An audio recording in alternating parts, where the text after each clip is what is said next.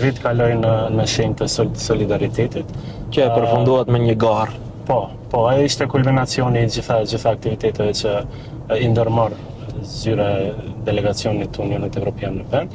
Thot kulminacioni ishin 7 garat në 7 qytetet e Maqenisë, të cilat e përfshin gjithë vendin, duke përcjell një mesazh se po vrapojmë për solidaritet, edhe pse po vrapojmë, po japim një farë donacione dhe çdo njeri të ketë atë ndjesinë se të paktën po ja zgjat dorën njerëzve të Ti ishe në garë? Po, isha pjesë e garës, nuk e di sa e din unë vrapoj ku mas kohën e për sidomos gjysmë maratonet.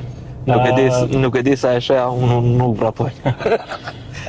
Kisha nderin dhe fatin, nëse mund të them ashtu, momentin kur e testonin platformën, për ta provuar nëse kalojnë pagesat, kisha fatin të jemi pari i cili e bën një donacion dhe kisha numrin 1000, do thotë pej 1000 e lartë ishin ata që vrapojnë 10 kilometra, pasi që në Shkup kishim edhe 5 kilometra. Mirë po, anash